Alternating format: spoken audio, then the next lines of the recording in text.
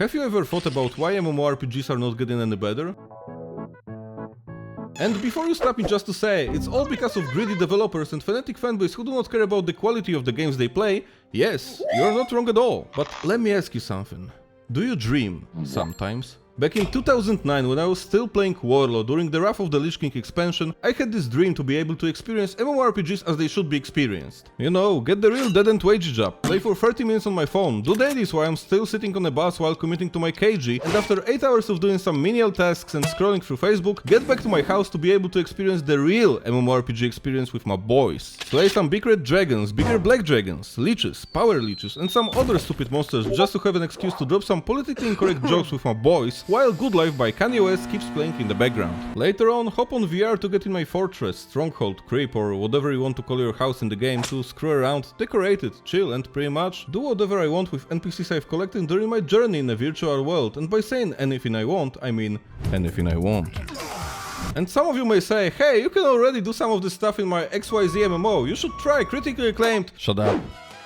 We are still not there, and most likely never will be, since creating this kind of a game would require a developer team to have a lot of unconstricted creative freedom, talent and artistic vision, things which most of the AAA industry seems to be devoid of for the last 6 years. Except Japanese game studios, of course, they are still releasing some bangers, sometimes. But if you think this little synopsis of a problem is pretty much it, you must be a Redditor. So buckle up, my friendo, we are going on a bizarre adventure which will show you how absolutely hopeless the virtual worlds of MMORPGs which we used to love have become.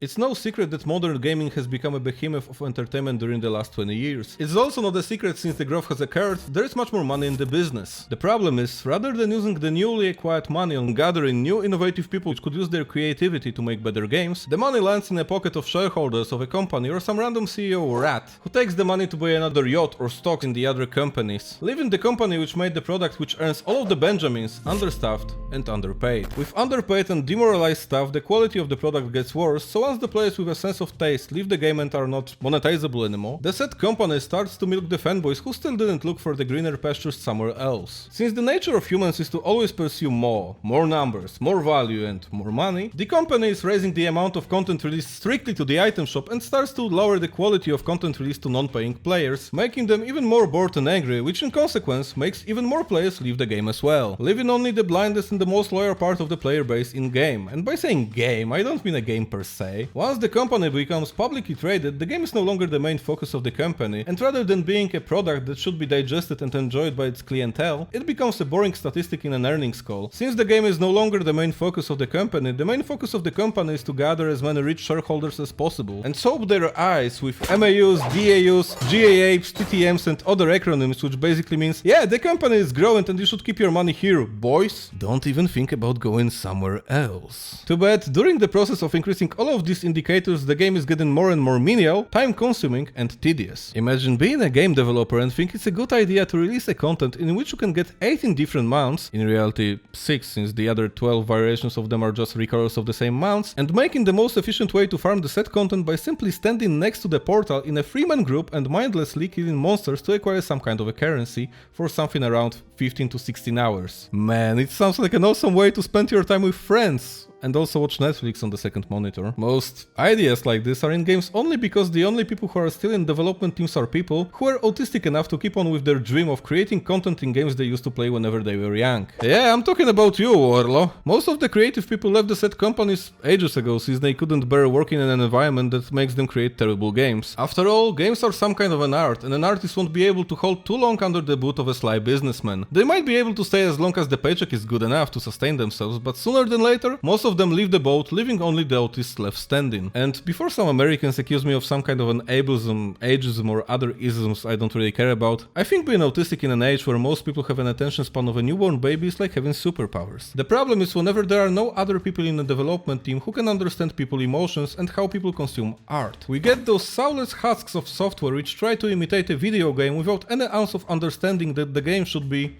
fun. We get all of those cool progression systems, fancy art style, fleshed out and over-designed dungeons or raids, but most of it is not only superficial, It's also inhuman. Before I can even play with my homies, I have to go through a few weeks of daily quests and obligatory mundane progression, rather than get carried through a few dungeons or LV raids to be able to get on the same content as my boys and spend some quality time with them. Only because some random dev decided it's fun to do the over-designed daily quest or other mundane systems, which are here only to artificially prolong my game session so it will look good on an earnings call. And you know what's the funniest thing about all of the stuff I've just said about the industry? It really doesn't matter. There is this stupid saying, don't hate the player, hate the game. If I put it in a perspective, it's the most stupid thing I've ever heard. The game is what it is because players are stupid enough to play it. And since we are already over this little tangent about how greedy corporations are going to make a bank thanks to their little pay picks, let's talk about the real problem of the MMORPGs. Let's talk about the players. And when it comes to people inhabiting the digital worlds of MMORPGs, let's be honest guys, most of us are balding, close to 30 years old, tired men who can function in this dystopian world only thanks to sugar, caffeine, old music and friends we made around 10 years ago. And the number of friends we have is also shrinking every day since most of our hombres are slowly reducing the number of hours they can spend playing video games since, well, we are adults now. We have to pay our bills, do taxes or commit tax frauds, take care of our relatives and also think about starting a family, meaning start living like a responsible adult. Since adults tend to not have as much time as they used to, we, gamers, had to adapt to the current times and conditions. Rather than logging into the game to simply hang out with the boys, do some random stuff, play a few rounds of PvP arenas, or simply stay in the cities while talking on voice chat about daily life, we are more focused on getting stuff done. Whenever you log in, you are more likely to have a list of chores and assignments to do because you live on a schedule, and there is no time to commit to random encounters with strangers, which back in the day were essential for most MMORPG players. This little change in the attitude of the most of the player base changed the whole culture around the MMORPGs for the worse. Thanks to how many sources of information about the games we play we have, like YouTube, spreadsheets, simulators and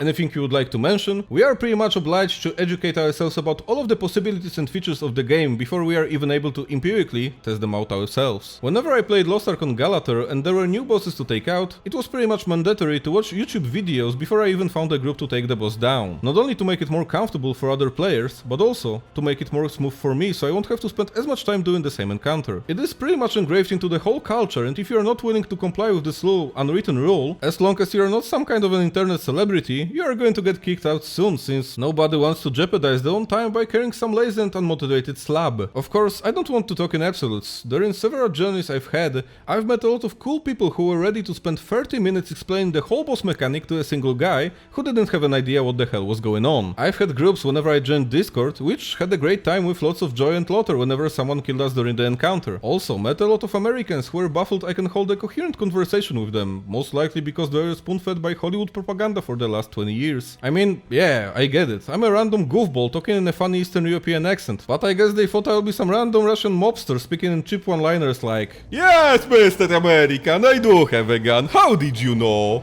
And let's say I did enjoy playing the game 10% of the time, whenever it wasn't busy work to do my daily and weekly chores. But let's be honest guys, most of the time your game experience is not demolished by you, but by the other players. And if you had an option to turn all of the players into bots which were pre-programmed to never commit a single mistake, the majority of us would take this option so we could spend less time doing the content. We are not interested in meeting and socializing in the world with the other players, outside role players of course, that's the only thing they do. We are more interested in doing our stuff in a shared world with other players. A true solo player experience, which if I put it in a perspective, is nothing but funny. I mean, most of the single player games are a much better experience compared to pretty much every MMORPG. Whenever I think about Mass Effect 2, Elden Ring, any Souls game, Skyrim, The Witcher 3, KOTOR, Nier Automata or any other classics, gameplay loops and systems for a solo player in MMORPG looks pretty bland and boring. The only thing that keeps us playing those mediocre online games is the feeling of being in a shared world with other people. Those who've seen past the sentiment decided to either become an MMORPG nomad which jumps from one MMO to another in search of a new great content to not stay in the same gameplay loops for ages, or simply evacuated themselves to survival games, or even worse, they've become the gacha game enjoyers. And all of those groups are still having a lot in common. We love to consume unfinished and undercooked games, we like to spend money on them since we don't have anything else to spend our money on anyway, and also we are living on this little notion, this tiny bit of a hope. The game we are playing is going to get better in some unspecified period of time. Guys, the next expansion pack is going to be good, it's going to be different this time. New patch? Guys, it's gonna be lit! New waifu in my waifu collecting simulator? It's swiping time! And I'm gonna be really with my G. I love how, thanks to your generous contributions to the greedy corporations, I can have so many games I have to think which one I will put on my list. I mean, look at this guy, Tectone. This guy over 2 years single-handedly sponsored my gameplay by paying an atrocious sum of money to the Vay so I can spend $5 a month and play the same content as he does in Genshin Impact. He most likely spent so much money he would be able to get a pretty big flat in a capital city in my second world country. Nonetheless, thank you bro for kindly sponsoring my game time. You're truly wonderful. But I've just gone on a little tangent, so since we've already discussed how a stereotypical neo MMORPG player resembles a battered wife, let's talk about the thing which scares me the most. Let's talk about the future.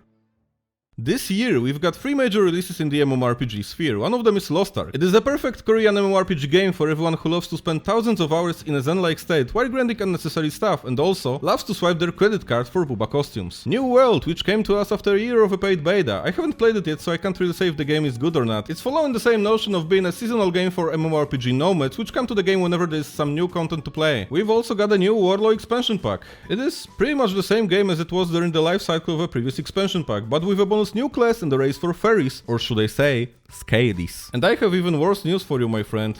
It's not going to get any better. In the near future we have 3 upcoming big MMOs. One of them is Ashes of Creation, a game founded by a guy who used to be an Arcade fan, meaning the game is going to be extremely niche since the number of hours you'll need to put in the game to get good is going to be absolutely disgusting and most likely will be ruined by 30-year-old Russian basement wizards which will play this game for over 2,000 hours in a span of 3 months. The second one, Riot MMO, is most likely going to be an iteration of one of the earliest World of Warcraft expansions, with some bonus social stuff like housing, wars between the guilds and a lot of rewards for playing different roles or classes. The third one, and also the one which I'm the most hyped about, is Blue Protocol, which seems to look quite solid. But it's going to be published in the West by Amazon, so yeah. But none of those games are going to revolutionize the market of MMORPGs. All of them are most likely to get into a rotation of games for MMO nomads. They will be fun for a month or two, but sadly, we are never going to see anything big in the world of MMOs ever again. There won't be a new Warlow ever again. And that's quite sad.